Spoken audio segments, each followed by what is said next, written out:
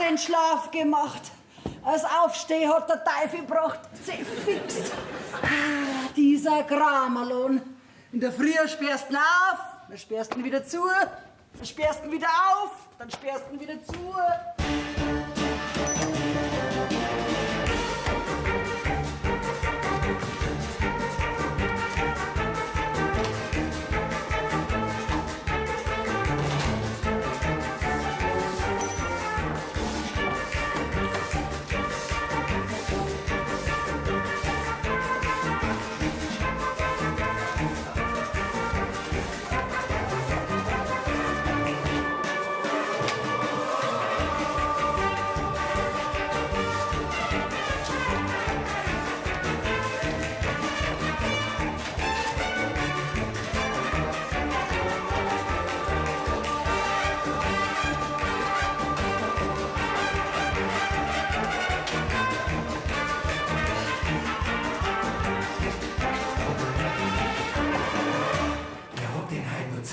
Wer hat denn halt nur Zeit, ha?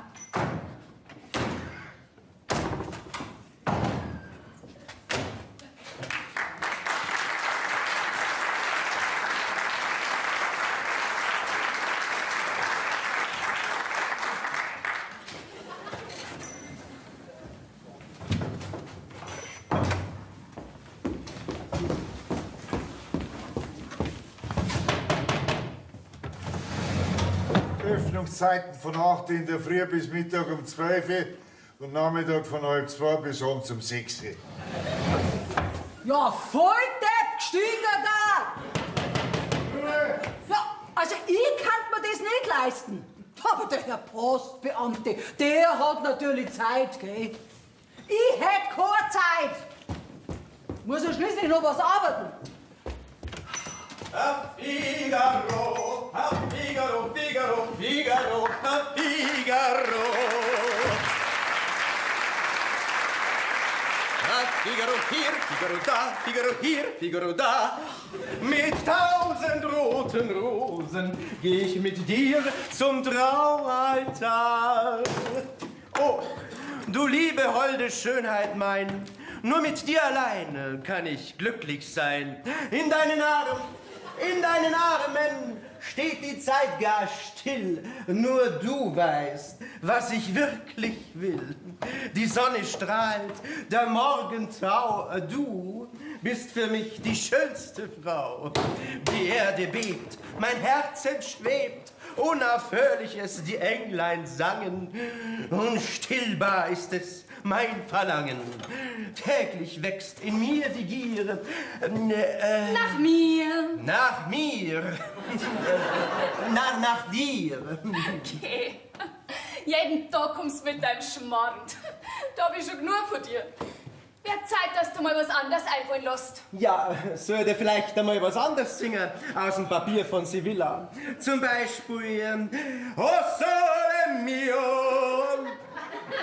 Das ist nicht aus dem Papier von Sevilla. Nicht? Und jetzt schleicht die. Ich hab wirklich keine Zeit. Ich muss arbeiten. Warum? Die Liebe vertreibt die Zeit. Und die Zeit vertreibt die Liebe. Und jetzt hör auf mit deinem Schmarrn. Warum erhörst du meine Liebe nicht, holde Liesel? Holder Severin. Erstens hab ich keine Zeit für sowas. Zweitens hast du keine Zeit für sowas. Und, ich meine, außerdem gang's mit uns zwei ja sowieso nicht. Oh. Das wissen wir doch alle zwei. Und jetzt krieg ich noch 20 Pfennig von dir. 20 Pfennig? Für was? Für die Rosen. Oh.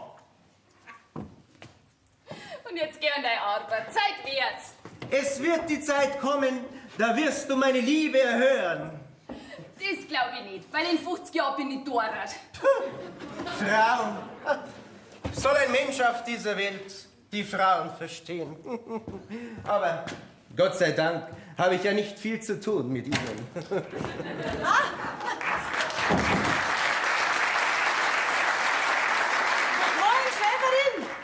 Hast schon wieder deinen Morgenwuisler hinter dir? Warum? Okay. Du weißt doch, dass das die Liesel gar nicht mag und das hat doch gar keinen Sinn. Gell? Das glaube ich nicht. Sowas lieben doch junge Frauen immer, wenn's angehimmelt werden. Ach so? Ja, ja. nicht nur die jungen Frauen. Ui, ich habe jetzt gerade keine Zeit mehr. Also, so ein unverschämter Kerl. Justus, na, ich bin ja schon wieder zu spät dran.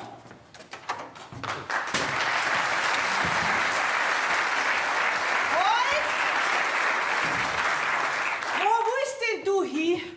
Weiß ich nicht. Ein Mensch wie ich, der wird überall braucht, gell? Ja, freilich, das darf da so passen, gell? Jetzt wirst du erst einmal da braucht. Zu was? Ja, mei, der Herd gehört noch kurz, die musst du ein Schweinsbrand schirmen.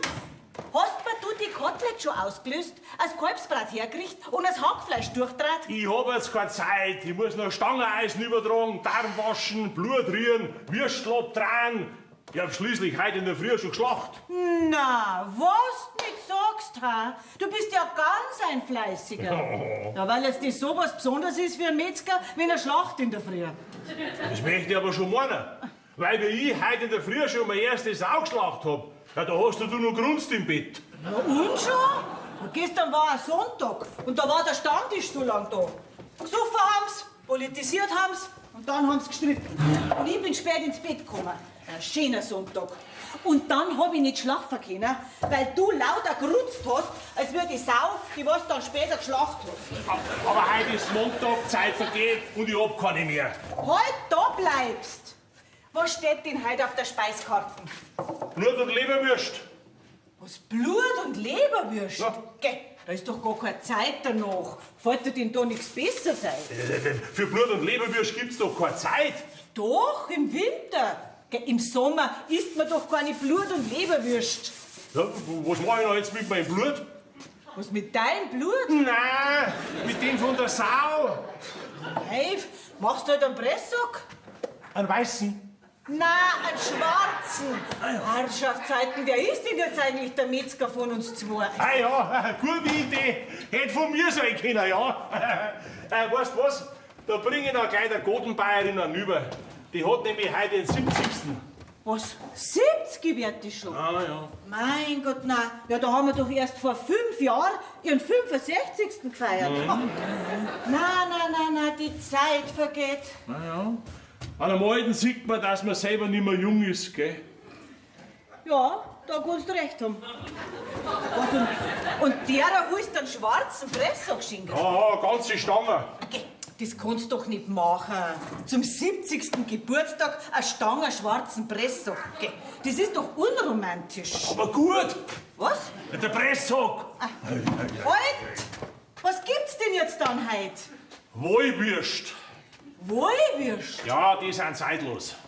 Seit wann war jetzt Wohlwürst zeitlos? Also, so einen Schmarrn habe ich ja noch nie gehört. Wohlwürst mag man oder man mag's nicht. Wenn man's nicht mag, dann mag man's im Sommer nicht und mag's im Winter nicht. Aber wenn man's mag, dann mag man's immer. Ja, aber du magst ja Wohlwürst. Ja, jetzt schon, ja. Als Kind hat's einmal Zeit gegeben, da hab ich's nicht mehr. Aber jetzt mag ich's. Also, dann sind sie ja doch nicht zeitlos. Halt! Siehst du's?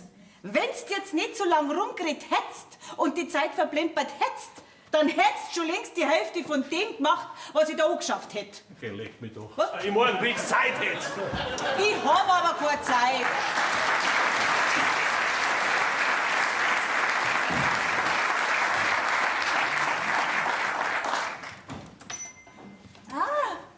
Machst du ein schönes Tischgesteck für eine lustige Geburtstagsgesellschaft?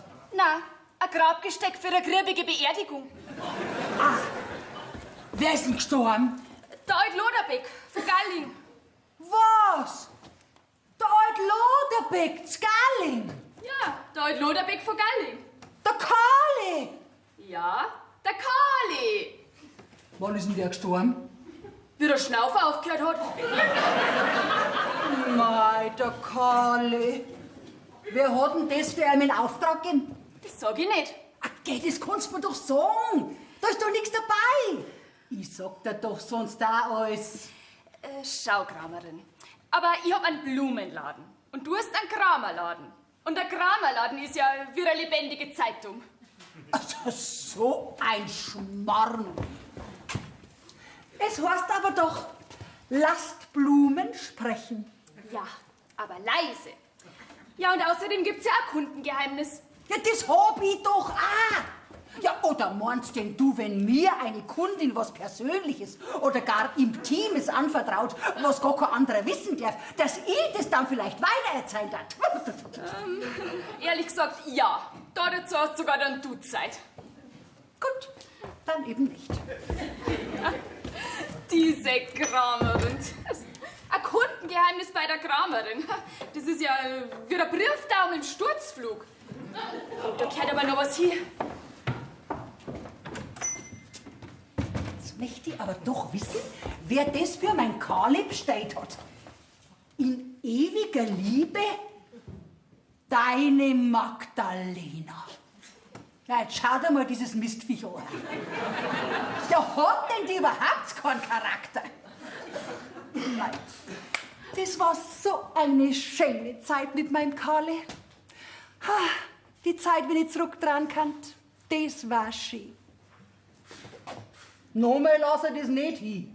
Diese Magdalena Brennschneider. Wenn schon eine so heißt, dann langt's mir schon. Möchte er bloß wissen, was mein Karli von der wollen hat? Ich mein, das war ja nicht einmal eine Geschäftsfrau. Das war überhaupt keine Frau. Dünner und jünger war's halt. Dicker und älter ist von selber geworden. Oh mein Karli. Oh mein, und alles bloß zwecks dem Kramerlohn, weil ich nie Zeit gehabt hab. Und weil das Galling so weit weg war. Halt, Kramerin!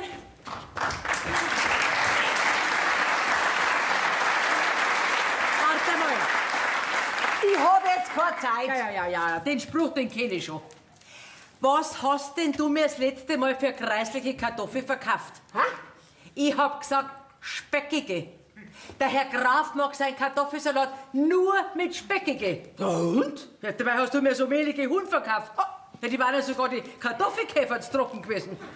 Mein Lieber, du, mit deinen ordinären Bauernerdäpfel, deine Kreislichen, da kannst du dich verschleichen, dass das weißt. Weißt was? Gehst zur Wirtin rüber. Ich hab keine Zeit. Ich hab Kundschaft im Lohn, gell? Okay, Kundschaft im Lohn. Oh, was möchtest jetzt du für Kundschaft im Lohn haben? Geht die gar nicht so. Das ist ein Kundengeheimnis. Kundengeheimnis, du, dass ich nicht lach. Bei dir hält sich doch ein Geheimnis so lang wie eine Butter in der Sonne. Das sagt er grad die Richtige, gell? Ich hab jetzt keine Zeit. Gut, dann komm ich später noch mal, dann wirst du schon Zeit nehmen müssen. So, und jetzt geh ich zur Buschelrennerin. Du Buschelrennerin, was hast denn du mir das letzte Mal für einen zähen Tafelspitz verkauft? Hat denn dein Alter aus einem Elefanten herausgeschnitten? Also, größtens, ich hab jetzt überhaupt keine Zeit. Gehst halt dabei zu der Kramerin über, Nix gell? da, du wirst ja schon Zeit nehmen müssen. Aber das ist- ich hab auch keine Zeit und muss mir's nehmen und muss mich mit einem zachen Klump rumärgern.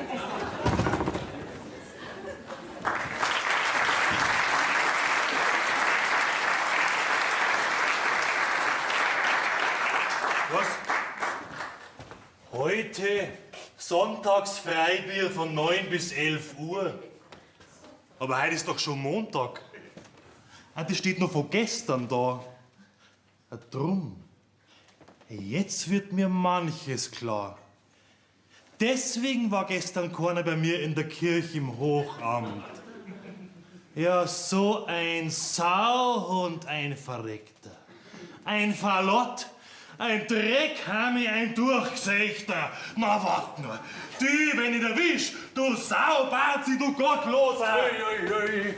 Dicke Luft im Fahrerskluft. Halt! Da bleibst, Pauli. Mit dicker Luft ist da nicht da.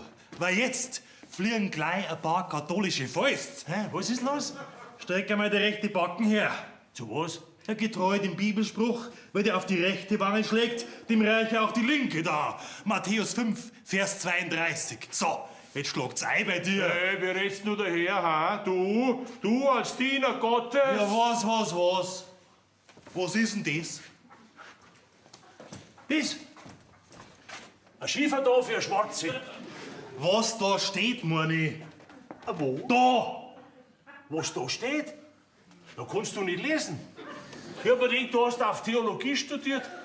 Warum schenkst du in deiner kreislichen Bauernwirtschaft an einem Sonntag ein Freibier aus? Frei grad, wenn bei mir in der Kirche das Hochamt ist. Na, ich wollte halt auch einmal was Gutes tun.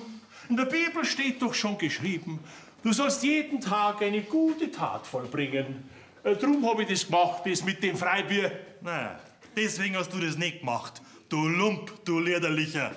Das hast du nur gemacht, dass keine Leute in die Kirche kommen und deswegen mein Spendenaufruf nicht gehört wird. Und ich deswegen kein Geld für eine neue Kirchenuhr hab. Deswegen hast du das gemacht. Und weißt mir's nicht vergunst. Du Bazi, du ganz Neidiger. Geh. Ich sag dir doch schon seit ein paar Jahren, dass wir keine neue Kirchenuhr brauchen. Schau, in der Früh, da leite immer ich und die übrige Zeit unterm Tag, die haben alle miteinander ganz gut im Gefühl. Außerdem haben wir sowieso alle miteinander keine Zeit. Darum brauchen wir auch keine neue Kirchenuhr. Ja, wart nur, dir werde ich helfen, du Kurdarmwascher, du Ausfuchster. Gib mich ein Kurdarmwascher, du Klingelbeidelschwinger, du Windiger, du, ha? Wer hat angefangen, ha? Ich habe mir nichts vorzuwerfen, ich habe eine reine Seele vor Gott. Du, eine reine Seele, auch gerade du vor Gott. Das mir erfahrt unser Herrgott, dass du zum Beispiel beim Hötzlbauern, wohlgemerkt, einer meiner besten Stammgäste bei der letzten Osterbeichte statt 15 Vaterunser 14 Tage Stammtischverbot aufgebrummt hast. Und weißt du vielleicht, das hat mir nicht geschaut, ha? Der Sinn der Buße ist der Schmerz des Büßers. Und beim Hölzelbauern habe ich gleich 2 Sünder auf einmal erwischt. So, jetzt wischst du den Schmarrn da von der Tafel, weil sonst gibt's nämlich Matthäus 5, Vers 32 und Noch einmal nach, dann kann er mich einmal kennenlernen, gell? Gelobt sei Jesus Christus, Herr Pfarrer. Sei gegrüßt, mein Kind, und einen lieben Gruß an den Herrn Grafen. Ja, der Herr Graf, der lässt sich entschuldigen, dass er gestern nicht bei Ihnen im Hochamt war, aber er war aus wirtschaftlichen Gründen. Aus wirtschaftlichen Gründen, so. An einem Sonntag. Nein, ich wollte jetzt sagen, aus dringenden familiären Gründen leider verhindert. Ist schon recht. Wegwischen! So, und jetzt zu dir, Freundal. Was ist denn los? Seit wann schlagst denn du Elefanten? Hä? Ich hab jetzt keine Zeit. Gut. Gut, dann geh ich jetzt zur Kramerin. Jetzt bin ich gerade so schön fort. Die kriegt jetzt ein Kundengeheimnis, das sie gewaschen hat. So, Kanone, jetzt reden wir zweimal geheimnisvoll und sachlich miteinander, gell?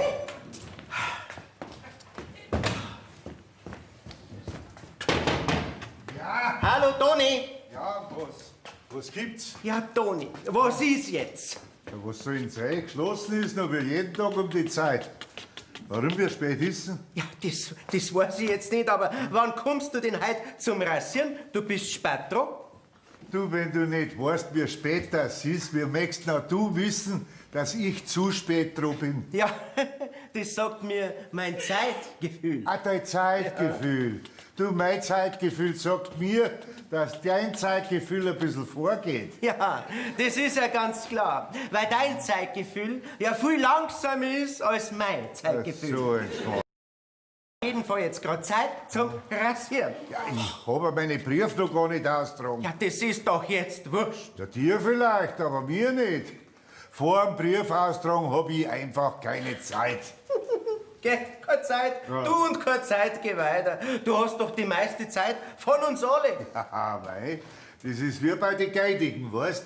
Die sagen auch immer, sie haben kein Geld. Aber bitte, wenn's meinst, dann geh ich halt gleich mit. Nein, weil jetzt hat nämlich ich keine Zeit mehr. Jetzt haben wir so lang geratscht, das hast jetzt davon. Jetzt musst halt du ein bisschen warten, gell? Also, vierte. Ja, bitte. Na gut. Dann warte ich halt. Das kann ich so am besten. Also dann, vierte Kramerin. Das war jetzt wirklich sehr interessant, was du mir da erzählt hast. Da nimmt man sich dann gerne mal ein bisschen Zeit, gell? Aber heute 2 für dich, gell? Ja, da kannst du dich ganz auf mich verlassen. Gespannt bin ich, ob der Radl wieder so holzig ist wie das letzte Mal, weil da bring ich dann wieder. Ja, Liesl, grüß dich. Ja, grüßt sind's. Du, die Dahlien, die wo du mir das letzte Mal verkauft hast, die waren dann auch gleich hin, gell?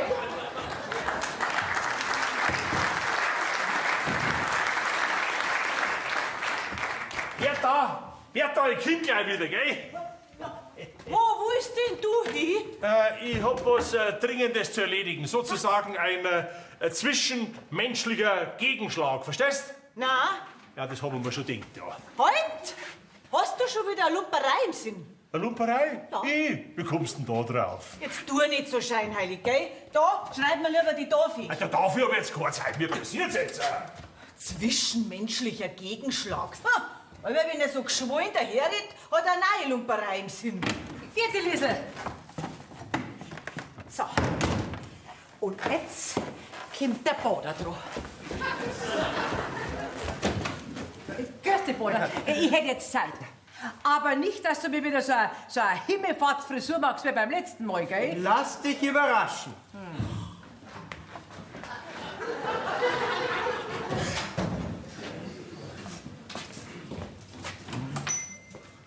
Halt! Da bleibst. Ich habe ein Backel zum Aufgeben. Ja, ich hab jetzt keine Zeit. Ich muss zum Rasieren, ich bin schon spät dran. Du, ich rasier dich gleich mal lieber, gell? Ha? Au! Ich weiß nicht. In dem Ort haben die Leute einfach keine Zeit. Und niemand macht sich Gedanken drüber. Naja, ist ja auch kein Wunder. Hat ja keiner Zeit zum Denken. Jetzt hat der das noch nicht weggewischt.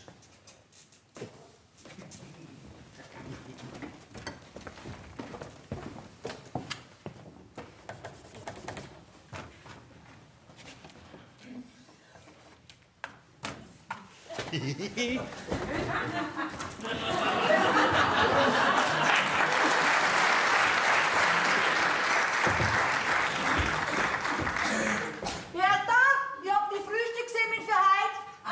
Ja, danke recht, Schickraumerin. Du, sei so gut und häng mir's da an die Wirtschaftsdier hin. Ich tu grad Knädel dran. Ja, ist recht. Mach ich. Aber mach fein gescheite, gell? Ja, das lass ich mir eingehen. Das Pfund 30 Pfennig. Oh, das nenne ich mal einen kundenfreundlichen Preis. Kriegt man ja gleich direkt Appetit. Gott sei Dank habe ich heute noch keine Zeit zum Frühstücken gehabt. Bertha, hier ist Knödel dran auf. Ich brauch noch 3 Pfund Leberkäse. Ja, einen Moment, gern, da war schon mal sogar Tee dafür. Haut schon hin. Haut schon hin. Ja, Herr Pfarrer, Sie so früh schon unterwegs? Ja, in der Früh, da gehe ich gerne in mich und der Herrgott schickt mir die besten Gedanken. Aha, dann beten. Ja, auch. Aber ich kümmere mich auch um das Wohlergehen meiner Kirchengemeinde. Ach so, und sonst nix? Na, sonst nix. Da meine ich, hast jetzt aber ein bisschen geschwindelt, Herr Pfarrer. Aber Liesel, hast du schon mal einen Pfarrer gesehen, der schwindelt? Es gibt doch keinen Pfarrer, der schwindelt. Was? Es gibt keinen Pfarrer, der schwindelt? Sind Sie sich da sicher? Na, ganz sicher, es gibt keinen Pfarrer, der schwindelt. Freilich. Und keine Glocken die Leid. Doch, alle Glocken läuten. Ja, und alle Pfarrer? Liesel? Ja, seng's. Ja, und wenn ein Pfarrer schwindelt, dann ist es höchstens eine ganz kleine Notlüge, die unser Herrgott nicht sieht. Hoffentlich. Ui, da muss aber oft wegschauen. Überhaupt? Wo warst denn du gestern Vormittag? Nicht im Hochamt. Und komm jetzt bitte nicht mit einer Notlüge. Na, ich sag's frei raus. Ich war beim Burschenrieder drüben. Ja, da hat's ein Freibier gegeben und das war mir lieber wie ein Hochamt. Du trinkst ein Bier. Also, ich reiß mir jetzt nicht grad drum, aber wenn's umsonst ist, dann sag ich mir halt, lass laufen, Liesel. Und mein Spendenaufruf für die neue Kirchenuhr, die ich im Hochamt verkündet habe. Ja, mei, also, der ist praktisch immer Freibier untergegangen. Ja, aber warum sind Sie nicht auch gekommen? Sie waren doch eher allein in der Kirche. Sie sind ja alle beim Freibier im Wirtsgarten geguckt. Ja, Sie hätten ja da noch einmal predigen können. Es war bestimmt lustig und wirksam gewesen. Also ich bin doch kein Biergartenprediger. Okay. Unser Herrgott hat doch auch allerweil am Öl Ölberg zu seinen Jüngern geredet und einen Wein ausgeschenkt. Also Liesel, du kannst doch den Ölberg des Herrn nicht mit dem Poschenrieder sein Promillefriedhof vergleichen. 3 Pfund kosten 1 Pfennig. Gespitzt denn du? Da steht's. Ja, wer hat mir denn da die Toffe verschmiert, ha? Das ist doch ein Irrtum. Das ist doch klar, dass das 1,30 Mark heißen muss. Ja, das ist doch mir wurscht, ob das ein Irrtum ist. Da auf der Tafel steht's und mehr zahle ich nicht da. Koloni, warte mal. Meine Haushälterin möchte heute ganz gern noch ein paar Semmelknödel machen und da bräuchte ich nur so 15 alte Semmeln. Ja, komm jetzt gleich mit rein, Herr Pfarrer, mir pressiert's. Der Leberkäse wird kalt. Danke. Herr Pfarrer, der liebe Gott sieht fei alles. Also jetzt möchte ich schon wissen, wer das war, gell? Eine Unverschämtheit ist das. Wahrscheinlich war es die Kramerin selber. Bloß, dass wir wieder recht ärgern kann. Und dann rennt sie recht scheinheilig zum Pfarrer zum Beichten. Na, aber wart nur, das bringe ich schon noch raus. Weil nach der 3. Maß Freibier, da nimmt unser Pfarrer nicht mehr ganz so genau mit dem Beichtgeheimnis. Also, ich danke dir schön fürs Rasieren. Bitte. Der war auch gescheiter Metzger wohl. Ja, jetzt pressiert's, aber jetzt läuft mir direkt die Zeit davon. Also, liebe Frau Kramerin, noch einmal ein herzliches Vergelt's Gott. Geh, wegen deine alten Semen, die kosten doch nichts. Sind aber von großem Nutzen. Dann lassen sie sich nicht gut schmecken, die Gnädel, gell? Vergelt's Gott.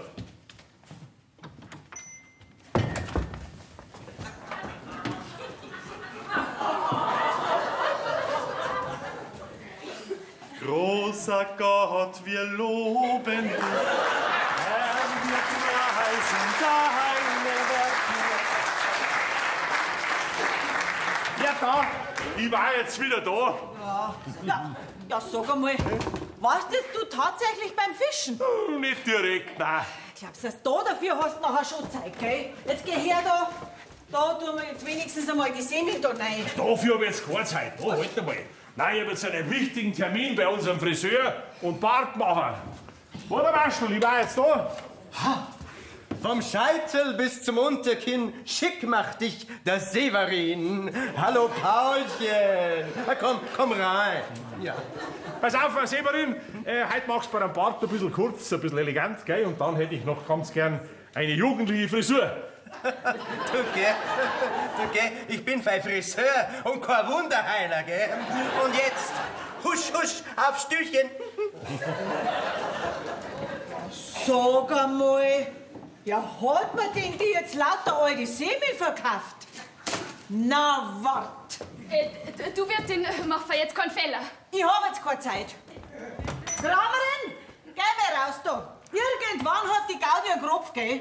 Was ist denn los? Sag einmal, spinnst denn du? Ja, was fällt denn dir ein, ja? Was ist denn das? Na, Semi? Beiß einmal rein. Au!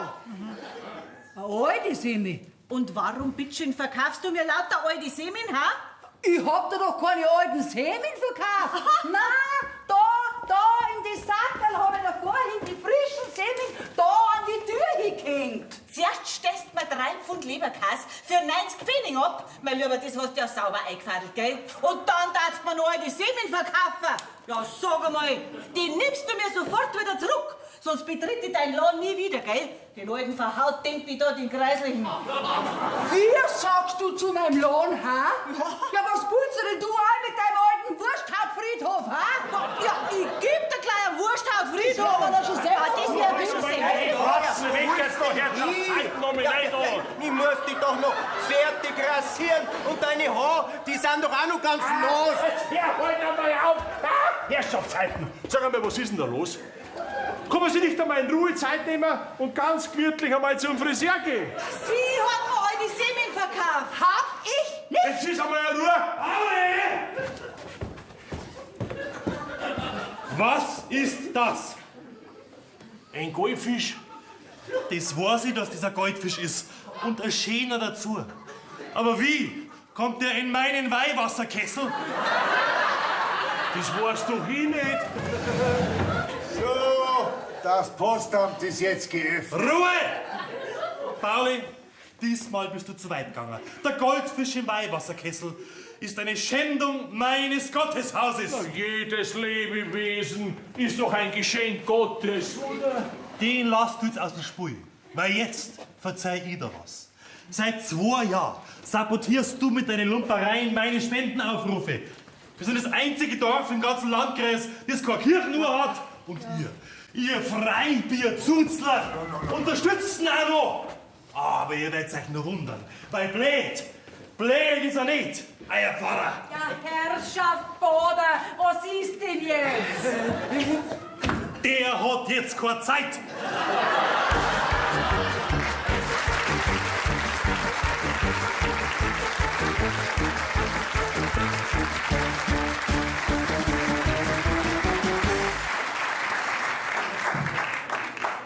Ja, was ist denn jetzt?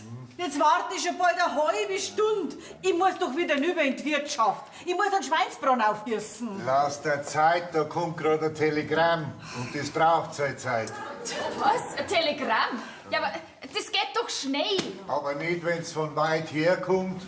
Ja, und das kommt von weit her, das kommt von hinter Rosenheim.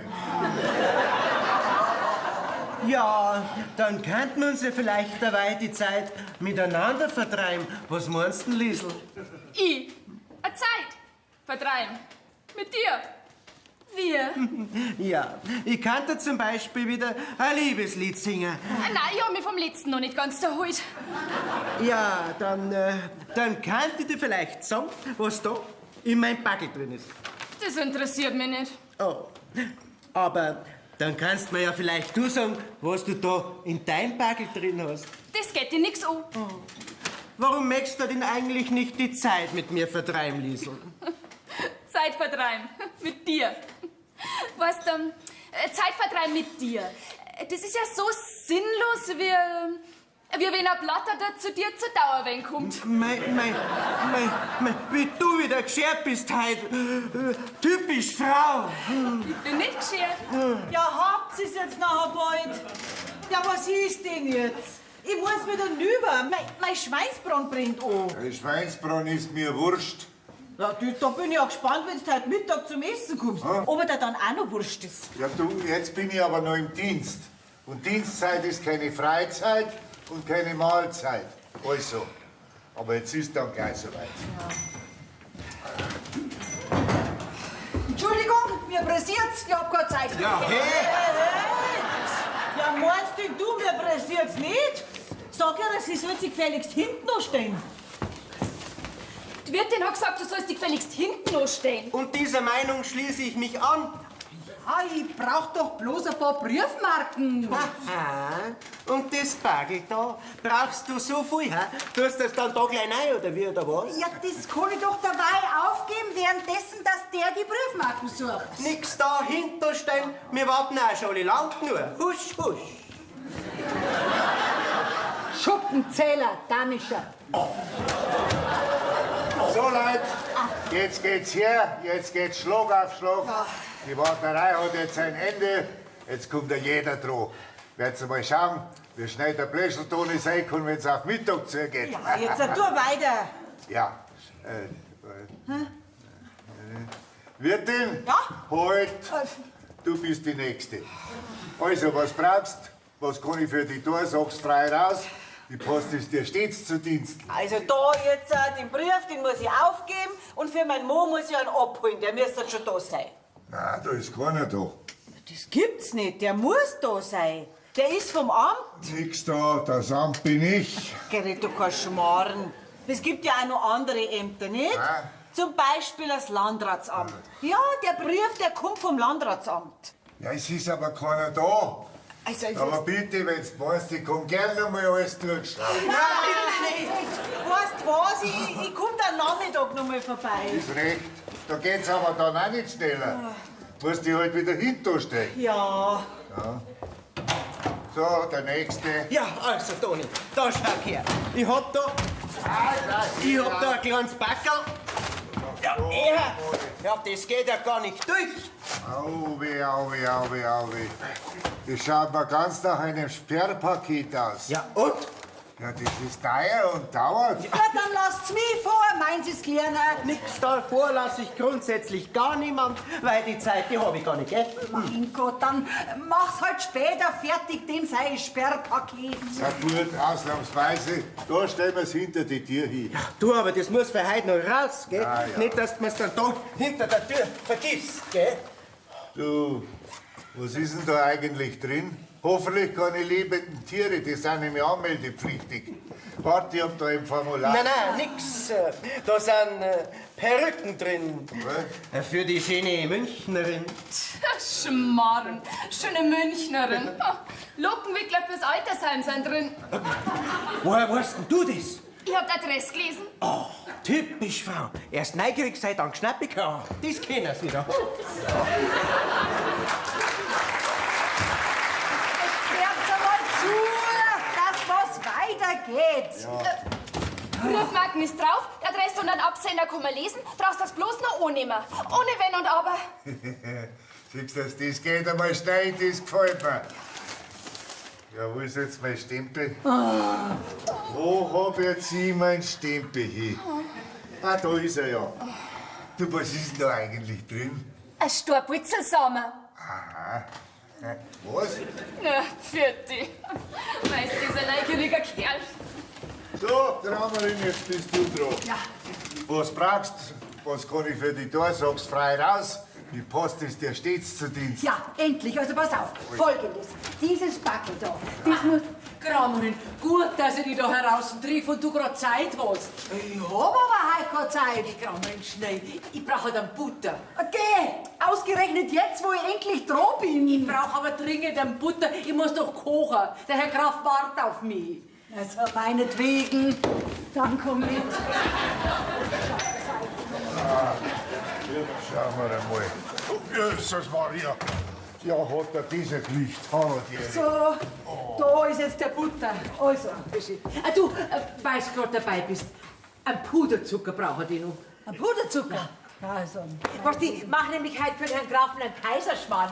Und der mag seinen Kaiserschmarrn nur mit Puderzucker drauf und Sultaninen drin. Ja, da hast du's. Ja, danke Also schön. dann. Ja, also, die brauchen die jetzt auch noch. Was? Ja, die Sultaninen. Ja, mein Gott, dann sag halt gleich, was brauchst. Du hast mir nicht ausreden lassen. Und ich kann ja nichts dafür, wenn der Herr Graf seinen Kaiserschmarrn bloß mit Sultaninen mag. So, da schau her, da hast du jetzt deine Sultaninen. Ja, was ist denn das? Das sind ja ganz ordinäre Weinbärl. Die macht der Herr Graf nicht. Das ist doch das Gleiche. Du bist schon gut. Der Herr Graf ist ein Feinschmecker. Der mag nur das Beste vom Besten. Ja, das glaub ich. Aber ich hab nichts anderes und jetzt geht's zu, mir pressiert's. Ich meinst du vielleicht, mir passiert's nicht? Ich muss heim und muss kommen, der Herr Graf wartet auf mich. Ach du, hab ich dir übrigens schon erzählt, was der Herr Graf neulich zu mir gesagt hat? Na, jetzt Er hat gesagt, dass er sich durchaus vorstellen könnte, dass er ein Weinberl in sein Kaiserschmarrn mag. Jetzt geht's zu, mir pressiert's, ich muss das Backel aufnehmen. gut, ich geh ja schon. Ich möchte nicht schuld sein, wenn mit dem Backel da irgendwas schief geht. Also dann, danke schön, Pfiat. Halt! Was ist mit dem Zahlen? Ja, schreibst alles auf, gell? Vierte! Also, da war ich wieder. Mittag, Mahlzeit. Lass sonst noch was haben. Da pass auf! Wir werden helfen, ha? Sag mal, spinnst denn du?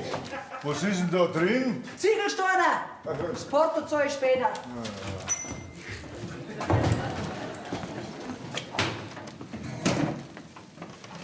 Pauli!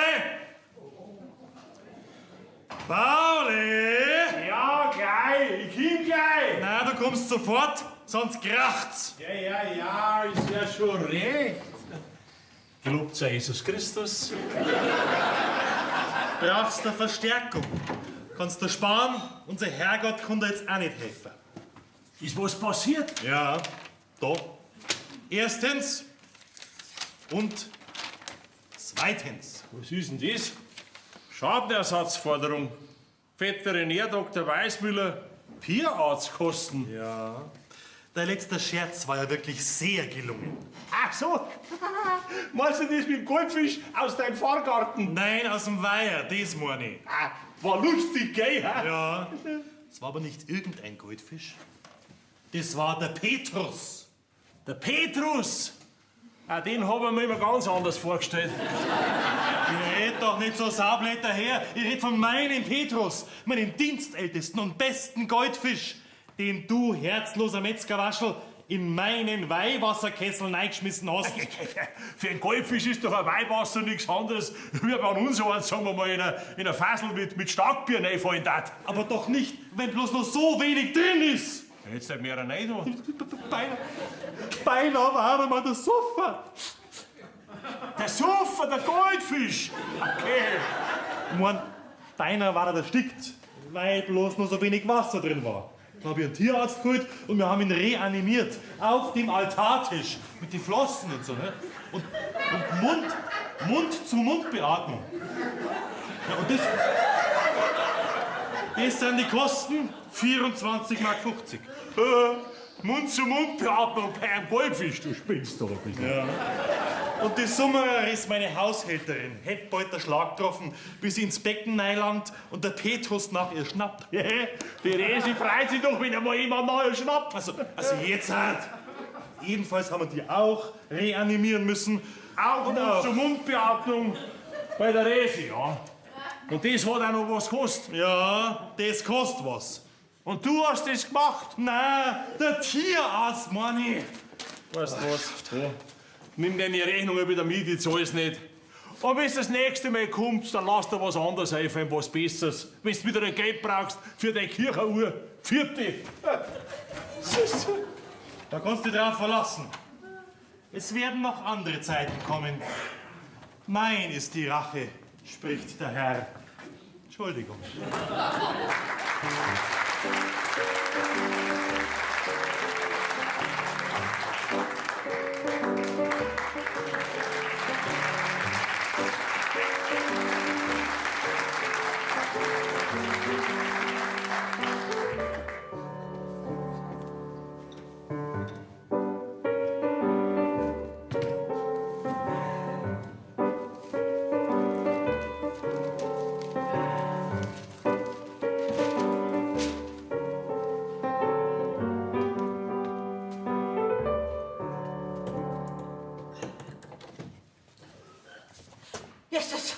Ja, grüß dich, na gut. Mein Gott, na müssen Sie entschuldigen. Jetzt habe ich ihn gleich gar nicht gesehen gehabt. Vor lauter Arbeit, gell. Ein kleiner Moment, ich bin gleich wieder da. Ja, ist schon in Ordnung. So, da haben wir jetzt Speiskarten. Suchen Sie einer schnell was aus, gell? Ja, ich bin gleich wieder da. Aber der Schweinsbraten ist leider noch nicht ganz fertig. Aber die Wollwürst, die gingen schnell. Ja, ist schon recht. Ich hab Zeit. Ja.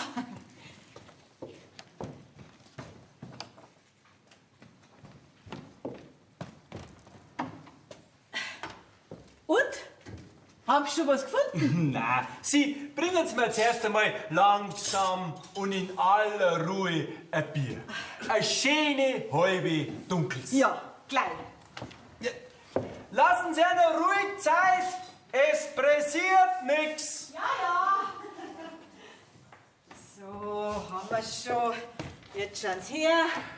Eine schöne halbe Dunkels, gell? Dürfen Sie aber nicht schnell trinken, das ist kalt. Ah ja, das wird schon warm mit der Zeit. Ah, es ist doch was Herrliches. An einem Montagmittag, bei einem schönen Wetter, in einer schönen Wirtschaft, bei so einer feschen Wirtin, in aller Ruhe eine halbe Dunkels trinken. Prost! So. Oh mei, das ist schon lang her, dass wir mal in Ruhe was trinken haben können. Schauen Sie, dafür sollte man sich Zeit nehmen. Das ist ein Fehler. Ja, lasst sich aber leider nicht vermeiden in der heutigen Zeit. Ja, doch. Das ließe sich schon vermeiden. Nein, das glaube ich nicht. Wie sollte das gehen? Ja, Sie müssen doch bestimmt auch gleich wieder weiter. Ich? Nein, ganz im Gegenteil. Ich hab Zeit. Ich möchte eigentlich ein bisschen da bleiben. hätten Sie ein Gästezimmer für mich? Ja, freilich. Mit fließendem Wasser und Klosett am Gang. Ja gut, das nehme ich. Ja, gern. Ich hole einen kleinen Schlüssel, gell? Und was darf ich jetzt zum Essen bringen? Sie, wissen's was? Ich warte gern auf einen Schweinsbraten. Mei, also der dauert aber noch, gell? Na, wissen Sie, ich bin ja heute noch zu gar nichts gekommen. Erst hat mich mein Alter recht geärgert, dann habe ich auf der Post so lange warten müssen. Aber bitte, wenn Sie Zeit haben und warten wollen, also ich hätt's nicht. Sagen Sie mal, wie geht denn das eigentlich? Warum haben denn Sie so viel Zeit? Ja, mei, ich hab halt vielleicht das Wichtigste im Leben. Aber die meisten Leute spannen's erst, wenn's abgelaufen ist. Aber dann ist's spät. Drum sollte man sie sich so oft wie möglich nehmen. Die Zeit. Aha, also Sie reden ja spaßig daher. So, da schauen Sie her, da haben Sie den Schlüssel. Zimmer 5 im ersten Stock rechts, gell? Ja, Dankeschön. Aber warum haben denn Sie eigentlich so viel Zeit? Sind Sie aber im Urlaub? Im Urlaub? Ich? Nein, ganz im Gegenteil. Ja, was dann? Ich bin geschäftlich unterwegs. Geschäftlich? Ja, und da haben Sie so viel Zeit? Ich bin Handelsreisender. Ich verkaufe Zeit. Was? Ja. Ich verkaufe Zeit.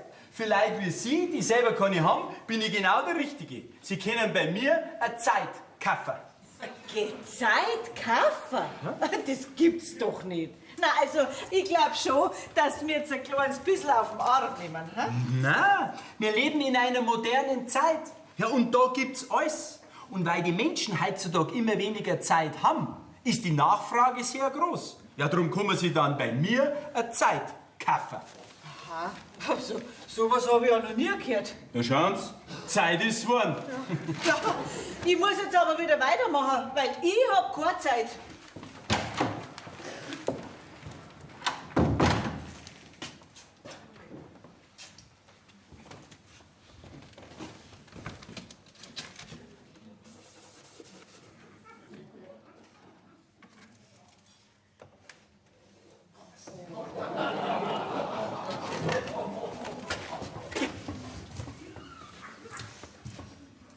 Wirtschaft! Bin schon da. Ja, Herr Pfarrer, grüß Sie noch gut. Gottes Gnade, Bertha. Tasse Kaffee hätte ich gern. Eine Tasse Kaffee? Gern, kommt sofort. So, mein Na, Lieber. grüß dich Gott, Anton. Grüß Gott, Herr Pfarrer. Weil aber das war jetzt eine Sucherei. So eine Fieselarbeit und das kurz vor Mittag. Ja, was ist denn das? Wer spinnt denn die? Ja, sag mal. Ah, Toni. So, Herr Pfarrer, einen Kaffee, bitteschön. Jetzt Gott. Da, jetzt habe ich ihn doch noch gefunden, den Brief vom Landratsamt. Ach, danke schön. Ja, was heißt Danke schön? 15 Pfennig kriege ich Sonderzustellungsgebühr. Was? Ja, Seit wann gibt's denn das? Sonderzustellungsgebühr hat es immer schon gegeben. Ja, wenn's vielleicht einmal ein schweres Backerl Ja, rübergetragen hast, gell? Und das hat dann auch bloß ein Fünferl gekostet. Mei, alles wird teurer. Musst doch du am besten wissen. Ja, jetzt red nicht so gescheit daher. Da schau her, hast deine 15 Pfennig. Ausgeschaut, daheim. Danke schön. Ja, bitteschön. Jetzt sitzt die hier, der Schweinsbraten ist gleich fertig. Was ein Schweinsbraten? Ich? Heut? Bei dir? Nein. Ja, warum? Ja, mei, das Jopperl von einem Beamten ist zwar recht warm, aber manchmal auch sehr eng, mein Lieber. Für dich. Was? Da hat in dir einen Rausch. Wer ist denn er? Sie, Herr Pfarrer, das ist ganz ein Spaßiger. Er hat gesagt, er war geschäftlich unterwegs und er verkauft Zeit. Ja, jetzt sagen Sie mal selber, Herr Pfarrer, das gibt's doch nicht. Warum denn nicht? Die Zeit ist ein Geschenk Gottes. Und wer sie sich nicht nimmt, der muss sie eben kaufen, mein Kind. Vergelt's Gott für einen Kaffee? Aha.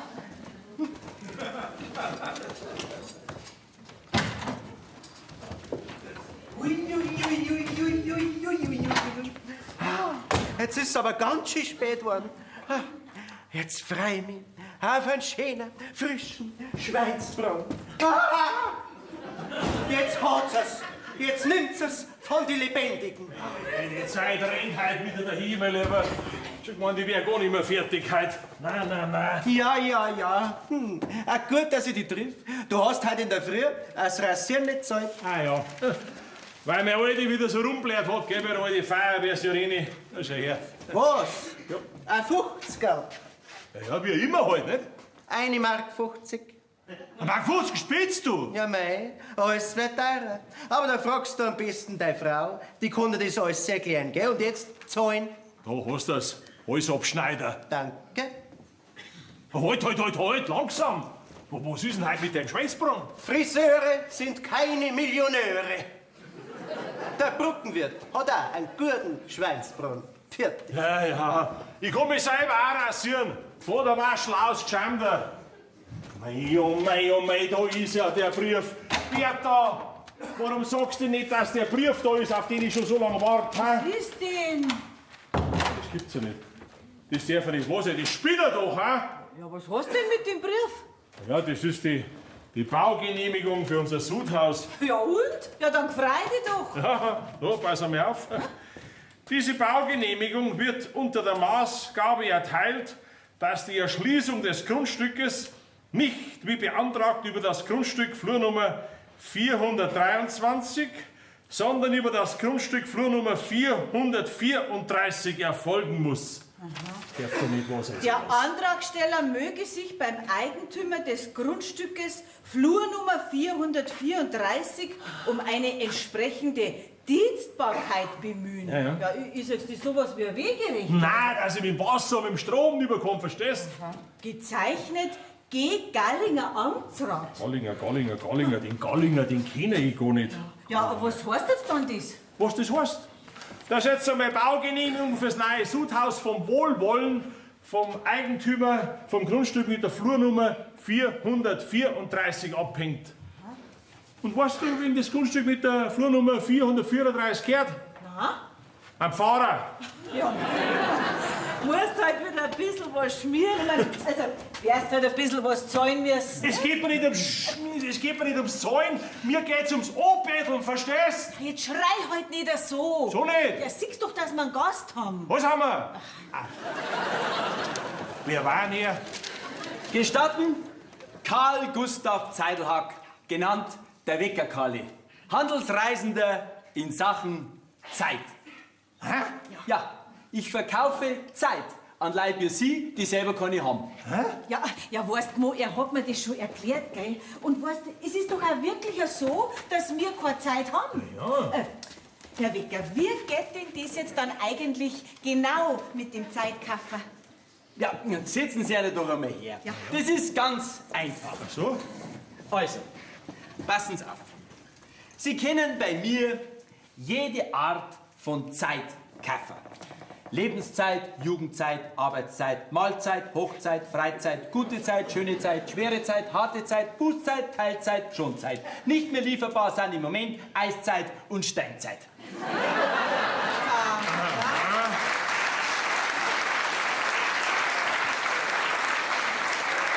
So, schauen Sie her.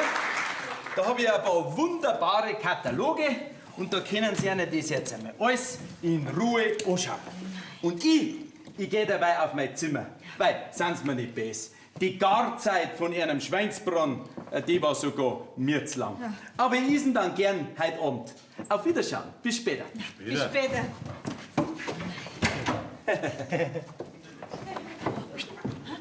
Der ein Schweinsbrand steht. Ja, aber das war halt der einzige. Keiner wollte halt meinen Schweinsbrunn haben. Ja, der Bader wollte auch keinen. Aber kannst du mir sagen, warum? Nein, das ist mir ein Rätsel. Keiner wollte meinen Schweinsbrunn. Aber du, das mit den Katalogen da, mit der Zeit, ja, das war doch eine gute Sache. Okay, Schau her, keiner von uns hat Zeit. Ja. Und wenn wir uns jetzt alle eine kaufen, dann... Okay, Zeitkaffer. Okay. Sogar der Herr Pfarrer hat gesagt, dass das seine Richtigkeit hat. Der Pfarrer? Ja, weißt du was? Ich werde es jetzt gleich einmal der Kramerin erzählen. Kramerin! Wofür haben Sie keine Zeit?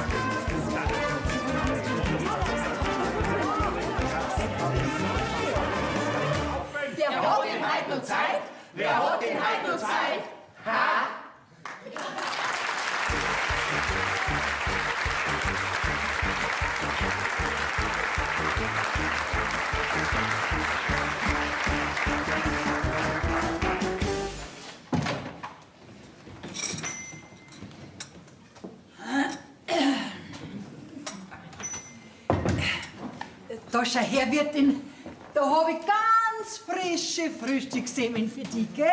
Danke recht schön. Und das gestern, das habe ich nicht so gemeint, das mit dem Wursthautfriedhof. Da hat sich bestimmt irgendeiner einen ganz schlechten Scherz erlaubt. Aber ich habe mit dem Herrn Pfarrer schon geredet, gell? Wenn der Übeltäter zum Beichten kommt, dann kommt der nicht unter 15 Vaterunser wieder raus. Ja, ja, ist schon recht. Mei, ich habe das mit deinem Verhaudempi auch nicht so gemeint. Und den Preis vom Leberkäse, den hat bestimmt mein Alter verkehrt aufgeschrieben. Sind wir wieder gut? Ja, sind wir wieder gut, gell? Bis zum nächsten Mal. Du, sag einmal, Grammerin, was sagst denn jetzt du eigentlich zu dem Herrn Wecker? Ja, ein bisschen komisch ist der schon, ja. Aber ich glaube, dass der auch sehr romantisch sein kann, du. Meinst du? Der hat zu mir gesagt, es ist nicht zu wenig Zeit, die wir haben, sondern zu viel Zeit, die wir nicht nutzen. Du, wenn ich ein bisschen jünger war, ich wüsste vielleicht schon, wie ich die Zeit nützen kann. Okay. Wie darfst jetzt du mit ihm die Zeit nutzen, ha? Bei dir passt doch eher das Sprichwort, wer viel spricht, hat weniger Zeit zum Denken. So, aber was soll denn das schon wieder heißen, ha? Merkst du vielleicht schon wieder zum Streiten anfangen? Ich? Na, warum? Ich war doch die Letzte, die streiten tat. Ah, das ist schon recht, gell? Ach so. Ja, ja, das stimmt schon. Okay, ich und streiten, na. Ja, Pauli, was ist denn jetzt? Jetzt tu mal das alte Fassel raus, putz die Schenk und riech der Brotzeit her. Ja, geil! Ja, hat er gesagt, der Herr Wecker. Die Zeit ist wie eine Rose. Sie blüht, aber oft nicht lange. Das hast du aber jetzt schön gesagt, Liesl. Die Zeit ist wie eine Rose, aber eine Rose hat auch Dornen und drum gibt's auch dornenreiche Zeiten. Ja, du hast ausnahmsweise mal recht. Weil selbst eine gute Ehe ist Puszeit für die Männer. Du brauchst dich ja nicht beschweren. Hast du die richtige geheiratet? Wird Zeit, dass du das endlich einmal begreifst. Ja, ihr Pfarrer redet euch da leicht, gell, ja. Zeit hoch Zeit ist Hochzeit. Zeit geteilt durch Zeit ist Teilzeit. Zeit ohne Frau ist Freizeit.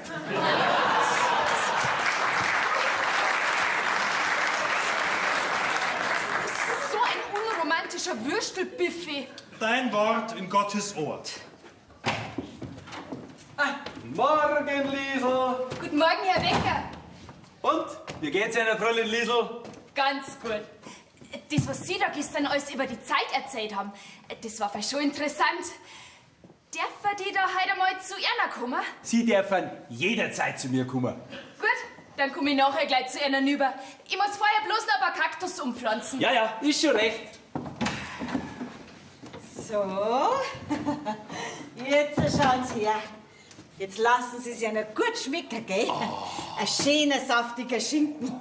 Wacholderschinken. Vom Schweinehintern von meinem Mo. Was? Ja, ich meine, er hat ihn gemacht, nicht? Er ist ja ein Metzger. Ja, dann ist schon recht. Ja. So, jetzt. Sie, Herr Wecker? Ausgezeichnet, der Schinken. Ja. Ausgezeichnet. Ja, freut mich, freut mich. Sie, Herr Wecker, also das mit einem Geschäft, gell, dass man bei einer Zeit kaufen kann. Sie, das hat sie bei uns im Ort rumgesprochen wie ein Lauffeuer. Ja, und das sind ja alles künftige Kunden von Ihnen. Weil, wissen Sie, Zeit hat bei uns keiner. Das freut mich aber. Ja. Und Sie werden sehen, es ist für jeden was dabei. Haben Sie denn dann auch genügend Zeit dabei? Ja, nicht, dass es einer ausgeht. Ja, genügend. Ja, und wenn, dann kann man ja eine nachbestellen. Ja, ich weiß schon, aber das dauert halt dann meistens recht lang, gell? Darum weiß man jetzt vielleicht schon ganz recht, wenn vielleicht ich als Erste... Ja, freilich, bitte schön, setzen Sie doch her. Ja. Was brauchen Sie denn? Aber wir wissen's. Ich stehe schon ein Leben lang in der Wirtschaft und in der Metzgerei. Ja, mei, wir haben nie richtig frei machen können. Ich möchte gar nicht so weit wegfahren. Bloß vielleicht einmal so ein bisschen in die Berg oder zum Skifahren. Sie meinen also eine Freizeit? Eine ganz normale Freizeit. Ja. Sie sind aber bescheiden. Da davon habe ich genügend. So, ja, aber für meinen Mo brauche ich dann gleich dazu so eine Heimzeit. Ja, weil der muss natürlich dabei daheim bleiben, nicht? Ja, das ist auch kein Problem. Da gibt's aus dem Sortiment der fade Stubenhocker gibt's da recht schöne Sachen. So. Jetzt passen Sie mal auf. Jetzt kriegen Sie mal von mir da ein schönes Backerl Freizeit. Da schauen Sie her. Und ein schönes Backerl Heimzeit für Ihren Mo. Ja. Das macht dann 8 Mark für die Freizeit und 3 Mark für die Heimzeit, weil es daheim bleiben billiger ist. Ja. Macht miteinander 11 Mark, bitte. Ja, ist recht. Da steht's her. Ja. Da haben Sie gleich eine 11 Mark, gell? Dankeschön. Und sagen Sie bitte schön ja nichts zu meinem Mo, weil wissen Sie, das sollte natürlich eine Überraschung sein, dass er daheim bleiben muss. Ja, ist schon recht. Und Dankeschön, gell? Danke. Sie sind bestimmt der Herr Wecker. Ja? Gut, dass ich Sie triff. Ich muss nämlich bei einer was kaufen. Ich komm gleich wieder, gell? Ich muss bloß gespielt bei der Kramerin den Radio reklamieren, den holzigen Teufel, den holzigen. Ja, lassen Sie eine ruhige Zeit. Ja. Ja, grüßt sind's. Du halt schon so rasant auf dem Schimpfgang. Ich hab jetzt keine Zeit. Was hast du jetzt da gesagt? Was soll denn das heißen? Schimpfgang? Blöde Hühner. Sag einmal, Kramerin, was hast denn du mir da für einen holzigen Radio verkauft, ha? Also, Herr Wecker, jetzt bin ich da. Ja. Haben Sie gut geschlafen? Ja, danke. Ich schlaf immer gut. Wer bei Tag alles mit Ruhe macht, wird belohnt mit einem ruhigen Schlaf in der Nacht. Also, Herr Wecker, ich brauche halt was von Ihnen. So, was denn? Warten Sie, komm schnell rüber. Brauchst vielleicht ein bisschen Obantelzeit, hä? Nein, nimmer. Ja, dann vielleicht Busselzeit? Nein, hab ich genug. Ja, dann vielleicht schon eine Liebeszeit? Nein, die hab ich auch schon. Ja, was brauchst du dann? Ich möchte halt eine Hochzeit. Eine Hochzeit? Auwe. Ich hab aber nur die Zeit. Den anderen brauchen schon selber dazu. Ja, den hab ich ja schon. So, wer ist denn? Vielleicht der Friseur, hä? Schmarrn, mit dem geht es doch gar nicht. Ja, wer dann? Ja, der Baumschulbertel von Wallerin. Ach so, ja, meinetwegen. Aber die Hochzeit gibt's nur zusammen mit gute Zeiten und schlechte Zeiten. Aha. Ja, und wie schaut das aus? Ja, jetzt passen Sie auf. Jetzt kriegen Sie mal von mir, da schauen Sie her, ein schönes Backerl Hochzeit und dann ein großes Backerl gute Zeiten und ein kleines Backerl schlechte Zeiten. Gibt's nur miteinander. Ach so, ja. Ja, und was kostet es? Ja, ich darf mal sagen, 5 Mark, weil Sie sind. Dankeschön. Ich bring's Ihnen dann gleich. Ja, meinen Sie denn, dass ich damit glücklich werden kann? Wenn man die 3 Backel miteinander nimmt und dann beieinander lasst, dann schon. Mach ich. Danke, Herr Wecker. Ja, ist schon recht. Aber gell, nicht, dass der Limburger wieder so stinkt wie das letzte Mal. Ja, jetzt geht's mir. So, Herr Wecker, haben Sie jetzt schnell Zeit für mich? Ja, braucht es eine Zeit. Na, nicht für mich. Ich bin ja zeitlos. Ich hab Zeit genügend. Aber für den Herrn Grafen. Wissen Sie schon, Nein, ich weiß nicht. ja, ich mein, dass er heute wieder so wird wie, wissen Sie, seit seine Frau nicht mehr ist. Bin ja bloß mehr nur ich da. Und da braucht er heute ein bisschen Auffrischung, der Herr Graf. Aha. Verstehen Sie mich schon? Nein. Ja, so ein...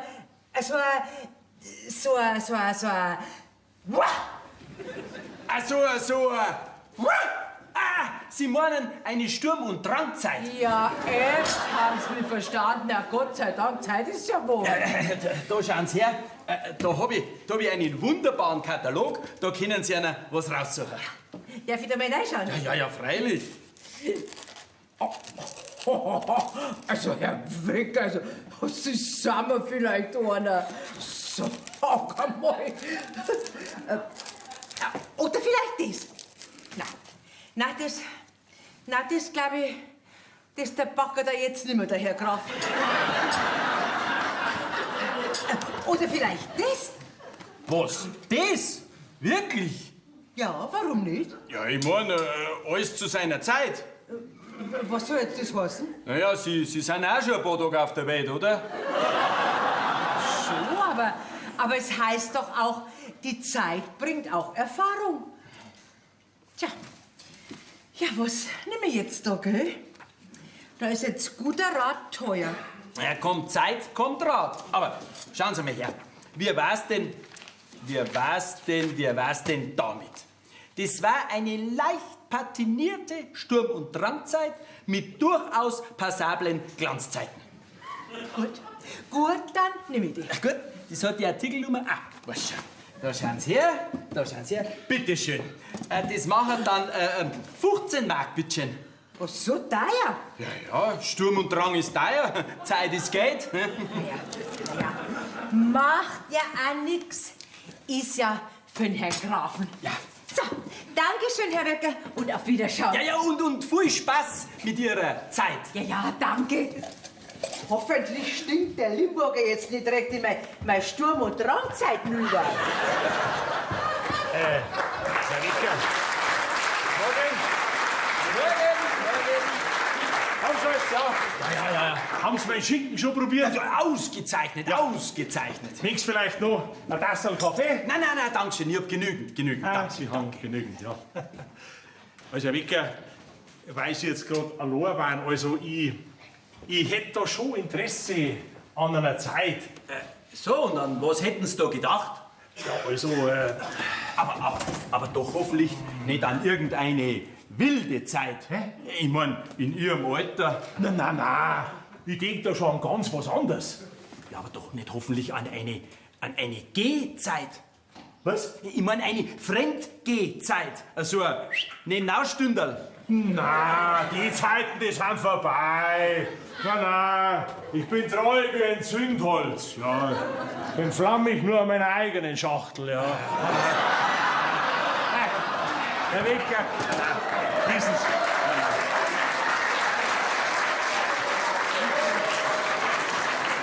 Ich bin meiner Frau jetzt treu auf Lebenszeit. Ja, dann ist schon gut. Nein, ich denke da an was anderes. Wissen Sie, ich bin ein Wirt und wir haben eigentlich nie Freizeit. Ich meine, wir wollen ja gar nicht weit fortfahren. Es war ja bloß einmal Zeit für einen Tag. Das kommt mir bekannt vor. Wie war das? Sie meinen also eine ganz normale Freizeit. Nicht für mich, für meine Frau. Ich möchte bloß einmal einen Tag daheim bleiben, aber dafür brauche ich halt eine Rauschzeit. Ich möchte mir mal wieder richtig einen einschenken. Ja, meiner Lebtag lang trage ich immer die Leute das Bier hin und jetzt möchte ich halt selber auch wieder einmal klug verstehen. Ha, klug. Und für Ihre Frau eine Freizeit. Ja, ohne zum Fortfahren. Ja, da schauen Sie her.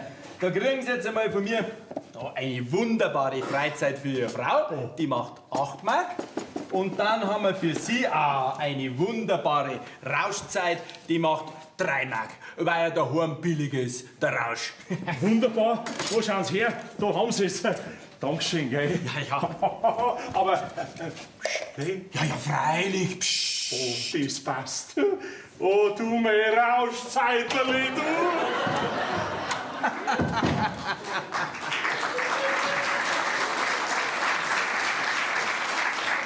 Schau an. Das Geschäft geht ja besser, als ich gedacht hätte mit denen. Nein, das hätte ich mir wirklich nicht gedacht.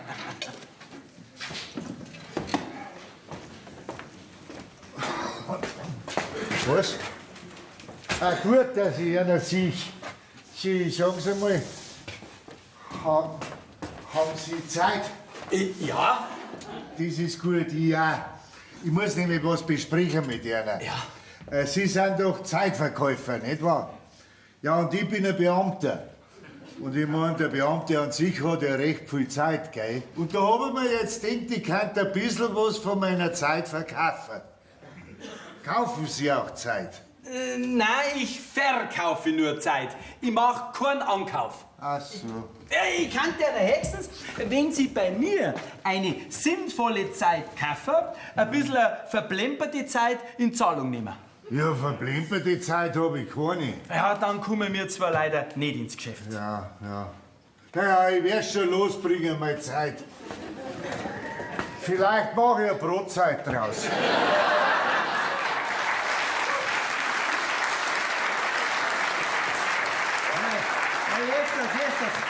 Vor lauter Zeit hätte ich jetzt beinahe die Zeit übersehen. Ich habe noch einen Termin bei der Kramerin. Ja, wo siehst du denn? Wo bleibst du denn jetzt? Frau Kramerin, ich bin schon da. Ich habe alles dabei. Sie können Ihnen gleich aus dem Katalog was aussuchen. Brauche ich alles nicht. Ich weiß schon ganz genau, was ich will. Ja, und was? Eine Jugendzeit.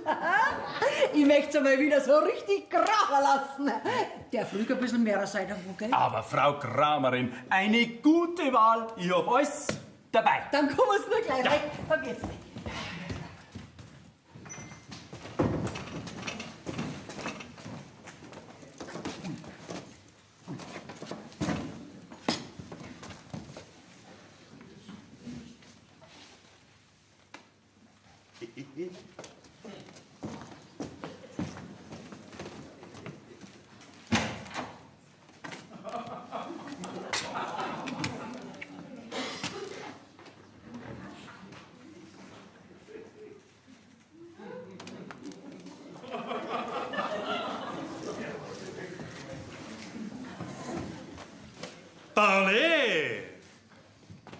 Pauli! Ja, Momental.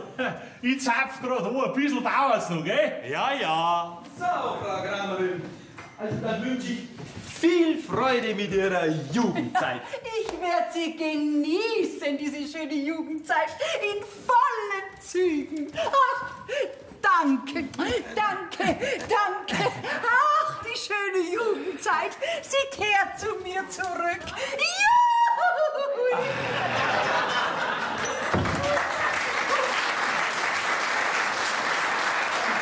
Was tut man nicht alles fürs Geschäft, gell? Herr Wecker, ein Momental. Geht's grad? Ja, was brauchst du denn? Also, Herr Wecker, verstehen Sie mir jetzt bitte nicht falsch, gell? Ich arbeite ja wirklich gern. Aber wissen Sie, ich habe gleich nach meiner Lehre und meiner Gesellenzeit mein Master gemacht, gell? Und mich dann auch gleich mit meinem Salon Figaro selbstständig gemacht, gell? Ja, und ich weiß ja, selbstständig heißt, dass man selbst und ständig da sein muss, gell? Ja. Aber trotzdem hätte ich heute jetzt einmal ein unbandiges Interesse an einer Urlaubszeit, einer längeren Urlaubszeit. Ja, da haben Sie vollkommen recht. Jeder Mensch muss einmal Urlaub machen, auch der Selbstständige. Und danach geht's ja gleich wieder viel besser, gell? Ja, gell? Das sagen Sie ja. Die Urlaubszeit gehört zu meinem Standardsortiment. An was hätten Sie denn da gedacht? An eine Schiffsreise auf eine kleine griechische Insel. Gleich so, ha? Ja. Ach, kommen Sie doch rein. Ich bin gerade allein in meinem Salon.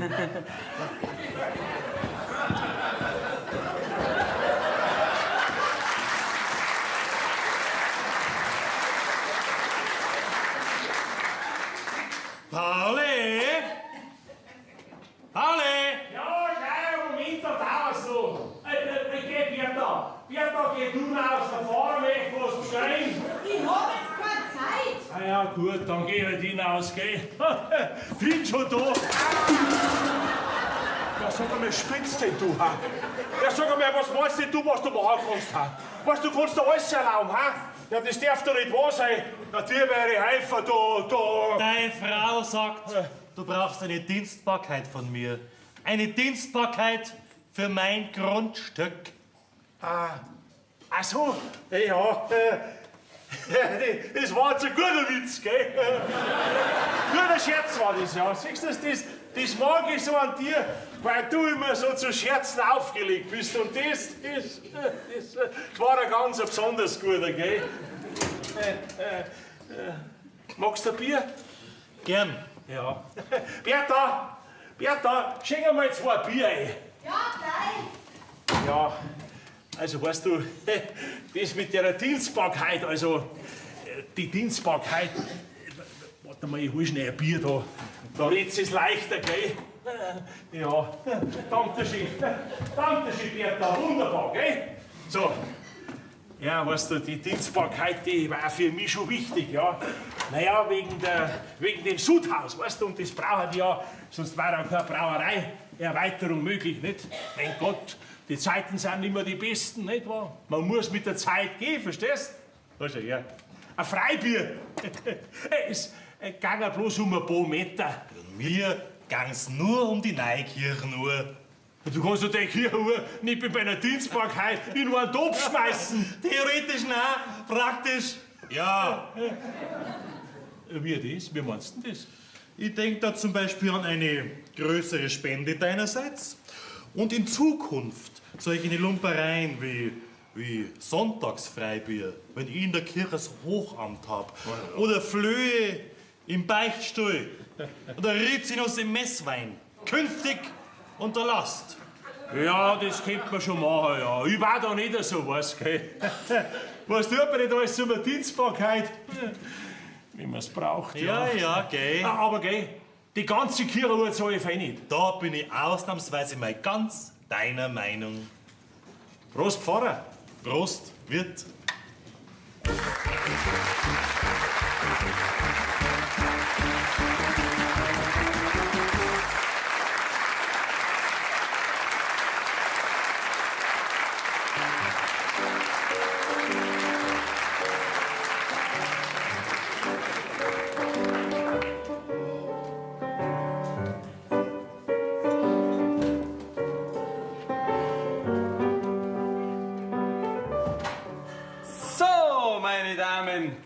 Sie haben sich also jetzt alle bei mir die Zeit gekauft, nach der Sie sich schon lange gesehnt haben.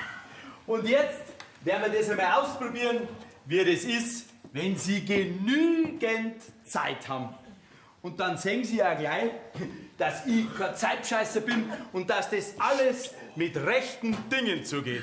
Meine Damen, alles in Ordnung? Alles wunderbar. Ja, Frau Wirtin, wie schmeckt die Freizeit? Mei, sehr gut, sehr gut. Ich genieße sie in vollen Zügen. Frau Grestens, einen Schluck auf die Sturm- und Drangzeit. Danke, Herr Becker, Sie haben mich wirklich bestens beraten.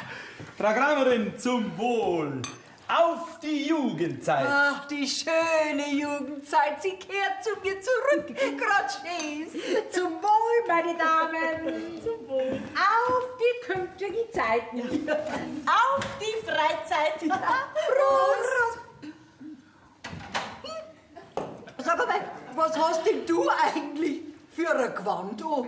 Hast du aus Versehen eine modische Steinzeit gekauft?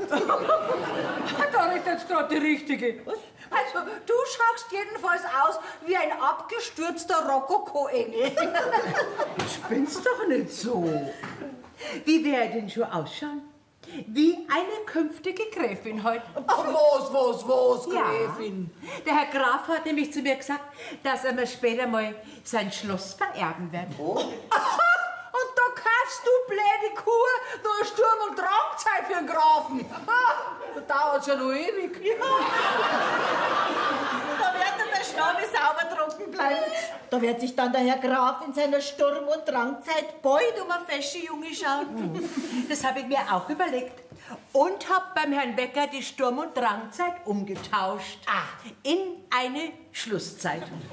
Und im Katalog steht drin, da geht's dann ganz schnell. Wir trinken immer wieder ein dunkles, frisch vom Boschen Rieder. Prost, Pauli, mit dir trinke ich am liebsten. So, ich hab jetzt Zeit. Was haben wir heute für eine Post zum Aufgeben? Wir haben auch Zeit. Was? Viel Zeit. Ganz viel Zeit. Hä? Freizeit. Prost, Die machen mich wahnsinnig. Auf einmal haben sie alle Zeit. So. Bitte schön, zum Wohl. Und wie mundet die Urlaubszeit? Wunderbar, wunderbar. Aber wer macht dann eigentlich meine Arbeit, wenn ich mal auf der Insel bin. Ich mein, Zeit bleibt ja nicht stehen, gell? Und da wachsen ja immer weiter und weiter und weiter. Und da habe ich halt einfach Angst, dass mir langweilig wird, so ganz ohne Arbeit. Was langweilig, gell? Da brauchst du doch keine Angst haben. Ja, doch, das kann schon passieren. Weil, wie heißt so schön, was verkürzt die Zeit?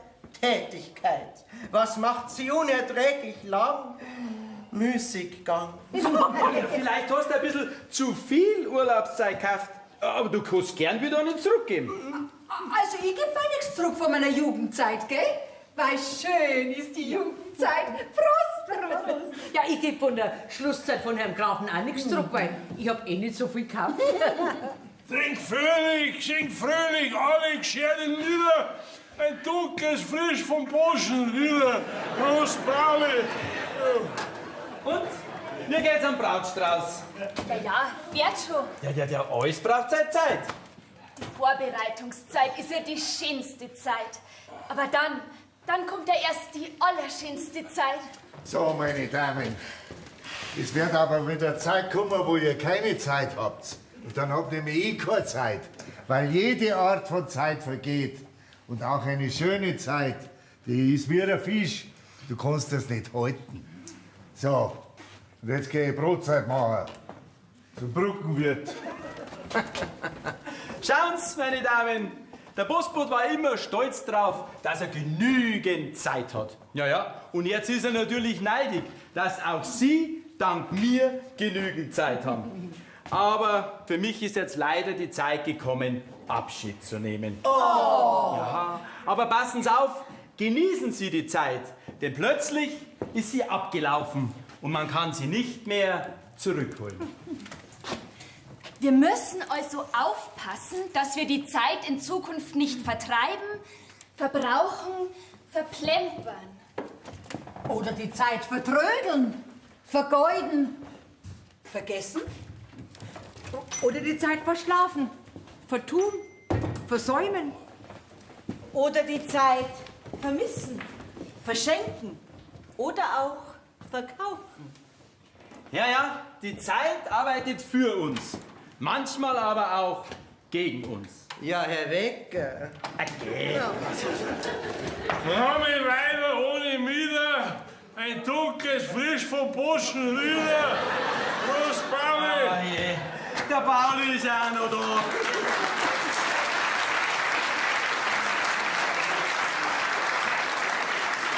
Auf geht's, Pauli, auf geht's. Die Rauschzeit ist jetzt vorbei. Komm, packen wir's.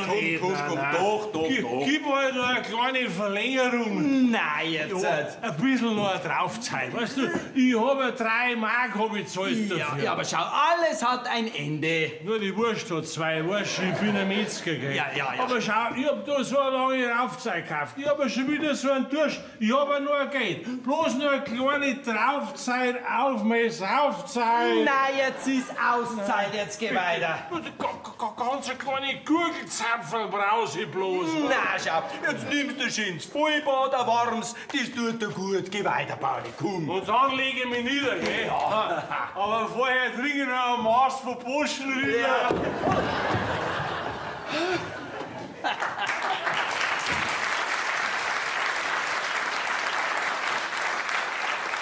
Dieser Pauli.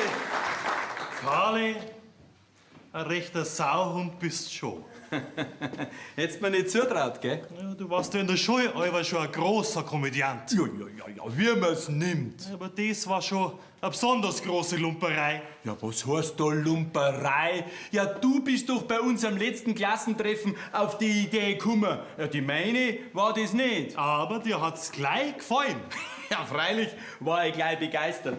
Du, aber dass es so leicht geht mit denen da, ja, das hätte ich mir auch nicht gedacht. Ja, mei. Ist halt meine Gemeinde, gell? Aber schneller und besser hätte ich das Geld für die neue Kirchenuhr nie zusammengebracht. Ja, das stimmt. Ist ganz schön was zusammengekommen. Beim Zeitverkauf. Und die andere Hälfte gibt der Poschenrieder schön brav als Spende für meine Dienstbarkeit dazu. Du, das mit der Dienstbarkeit, gell? Das war aber am Gallinger schon seine Idee. Ja, für was arbeiten der am Landratsamt? Überhaupt, der ist mir noch was schuldig. Der hat nämlich in der Schule immer bei mir abgeschrieben. Ja, sonst war er ja heute nicht am Landratsamt. Und wir könnten nicht solche eine schöne Lumpereien machen. Ja! Du, aber eins musst mir jetzt schon noch erklären. Warum hast du eigentlich so eine Wut auf diesen Wirt? Na, was war's da Wut? Weißt, das war da so. Bei uns im Dorf, da hat's einmal ein wunderschönes Mädel gegeben. Und ich hab mir gedacht, entweder die oder ich werd Pfarrer. Naja, jetzt ist sie Wirtin und ich bin Pfarrer. Ja, aber es heißt doch, die Zeit heilt alle Wunden. Nicht die dürfen. Nicht die ganz dürfen. Aha. Und? Kommst du wieder zum nächsten Klassentreffen, du Zeitbescheißer? Du, ich weiß noch nicht. Ich glaube, ich hab keine Zeit. Servus.